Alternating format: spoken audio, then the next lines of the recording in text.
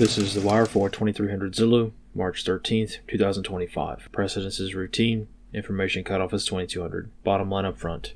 Putin agrees to idea of ceasefire in Ukraine, but stresses desire for a permanent peace agreement. Malign actors remain dedicated to targeting political enemies in the United States. Beginning with international events, in Europe this morning, President Putin stated that he is supportive of a ceasefire agreement in Ukraine. In a televised media session, Putin also emphasized that a longer-term peace agreement is really the end goal, not just a temporary ceasefire. Analysts comment. Of note, many media outlets, including lots of independent journalists, ran stories last night confirming that Putin rejected this ceasefire proposal. Normally, there is some fluidity with developing news stories, however, there's usually not that much discrepancy. As a result, it would probably be wise to wait and see for a few days and let things develop before conducting a hard and fast assessment on what's going on with regards to a peace agreement. Things happen fast in the world of international relations. What starts off as a good deal can sour in an instant, and what seems impossible can, in reality, be quite an easy point of commonality to agree on. The common factor of all of this is that diplomacy is often a winding road and takes time to come to a point of stability.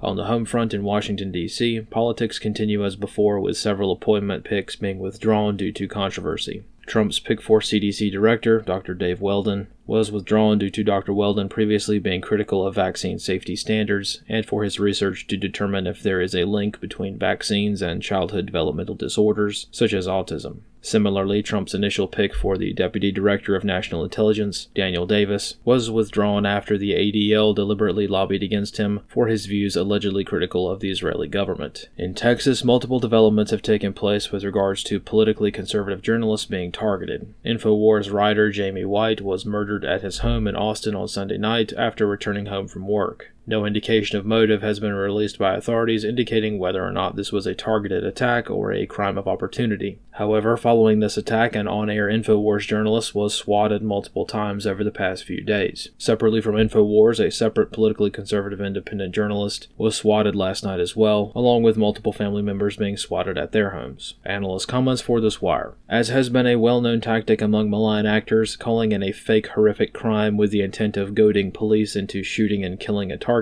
has become an increasingly common threat vector over the past few years. Malign actors know and understand that law enforcement interacting with a civilian population in our current times is risky, and if a police officer is told that they are going into a violent crime situation to begin with, malign actors can take advantage of this heightened state of tension to increase the likelihood that a police officer will shoot someone. Thankfully, in many cases, officers don't take the bait after realizing that they were used as pawns during a swatting incident, but recent American history is filled with situations where a swatting victim is not so lucky. At minimum, an innocent person being dragged from their bed in the night to be slammed on the ground and handcuffed in front of their own home is a humiliating experience from which there is no recompense. The police, after figuring out it was a fake call, drive away like nothing happened, only for the next shift to be subject to the same fake 911 call over and over again. The result is the taxpayers spending much time handcuffed in front of their own home, again and again, with no real way to stop it from happening. It's an unfortunate and non-preventable situation to be in, as if there were to be a real crime, one would hope that a rapid response would take place. However, since there has been nearly zero focus on investigating swatting incidents, and almost zero focus on prosecuting those engaging in swatting behavior, these types of attacks will continue for the foreseeable future, and highlight the importance of privacy for anyone who might potentially say anything offensive on the internet. This concludes The Wire for 2300 Zulu, March 13th, 2025.